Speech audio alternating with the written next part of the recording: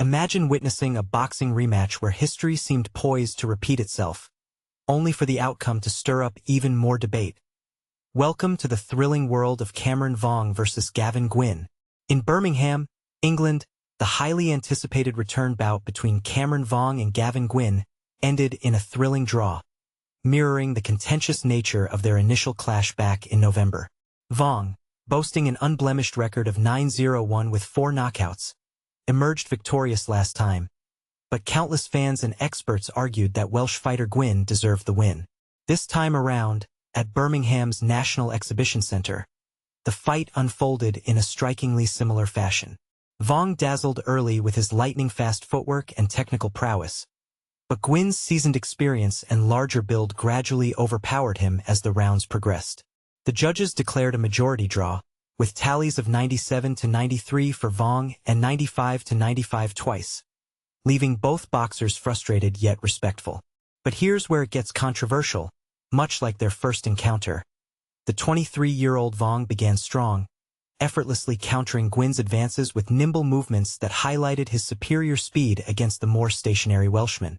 He appeared to be in a different league initially, showcasing why many see him as a rising star in the lightweight division.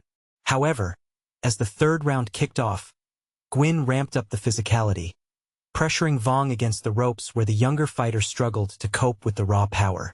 Gwynne, at 35, capitalized fully, delivering punishing blows that forced Vuong to cling to the ropes for survival. The fourth round was particularly grueling for Vuong, who absorbed a brutal left to the midsection followed by one to the head, prompting whispers among spectators that the momentum had swung decisively, reminiscent of their debut showdown. Will Eddie Hearn block a Devin Haney versus Conor Benn fight?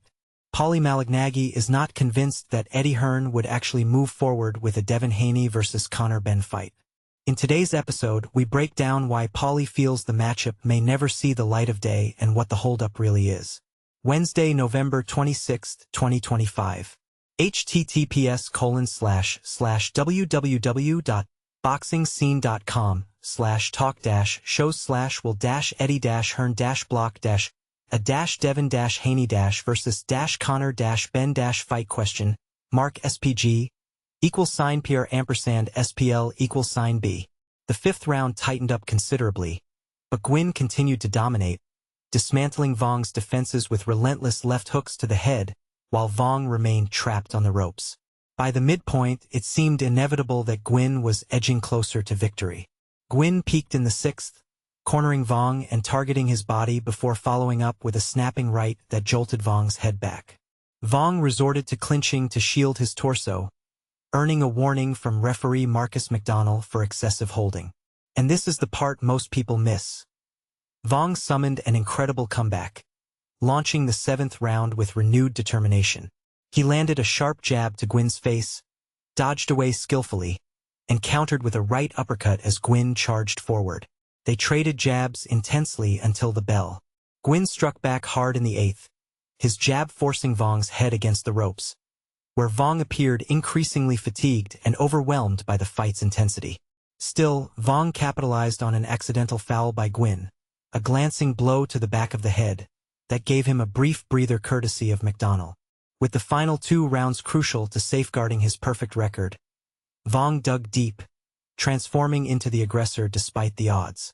He mirrored Gwynne's inside fighting style, unleashing volleys of punches in close quarters and connecting with a notable left hook that likely impressed the judges. The bout concluded with mutual admiration, both fighters acknowledging a hard-fought, engaging 10-rounder. While each believed they had edged it, the consensus leaned toward the draw as the most equitable call, preventing any post-fight outrage. Kicking off the televised portion was former UFC competitor Molly McCann, who faced off against Australia's Ebony Cotton in a junior bantamweight clash. This was McCann's second professional boxing match after returning to the sport, drawing on her amateur roots where she secured a national title for Golden Gloves ABC in Liverpool's Toxteth. Cotton, with a 1-1 record, proved a tough opponent but couldn't overcome McCann's superior experience from her MMA background and amateur boxing days. A severe cut above Cotton's eye in the fourth round compounded her challenges, and McCann ultimately triumphed with a 58-56 decision from referee Ryan Churchill, improving to 2-0 with one knockout. For beginners diving into mixed martial arts crossovers, this highlights how skills from one combat sport can translate, potentially giving fighters an edge in transitions. Next, up-and-coming local talent Ibraheem Sulaimaan unleashed his frustrations on Nico Ogbeide in his first home city appearance since turning pro. As part of the Before the Bell undercard, Sulaimaan targeted Ogbeide with targeted head and body shots, some controversially low blows, and it wasn't long before he notched his maiden knockout. In the 6th round, a stinging body punch floored Ogbeide, now 6-1, followed by a barrage that prompted referee Chris Dean to halt the action at 152. Sulaimaan advanced to 10-0 with 5 knockouts and claimed the Midlands Area Junior Lightweight title, showcasing the explosive potential of young prospects building momentum. Former world title contender Rolando Barrett got a solid 8-round tune-up against ex-British 130-pound champion Liam Dillon. This marked Barrett's 3rd fight at lightweight, and while Dillon controlled the opening rounds, Barrett asserted himself convincingly thereafter.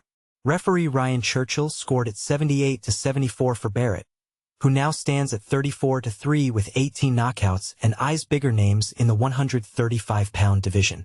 Dillon, dropping to 15-5-1 with 3 knockouts, suffered his 3rd straight loss following defeats to Pierce O'Leary and Ahmed Haddam, illustrating the challenges of adapting to higher weights. Finally, featherweight sensation Alfie Middlemiss, under Jamie Moore's tutelage, kicked off the event with a victory over Mexico's Engel Gomez, 9-54-3 with 9 knockouts across 6 rounds. Middlemiss, advancing to 5-0, secured a 60-54 win, but the match stayed competitive as Gomez tested him early, reminding us that even seasoned veterans can push rising stars to their limits. What do you think? Was this draw a fair reflection of the fight, or should the judges have crowned a winner? And here's a controversial twist. Some argue that draws like this only fuel calls for rematches. But could they be stifling careers by denying clear victors? Do you believe Vuong and Gwynne deserve a trilogy? Or is it time to move on? Share your thoughts in the comments below. We'd love to hear your take.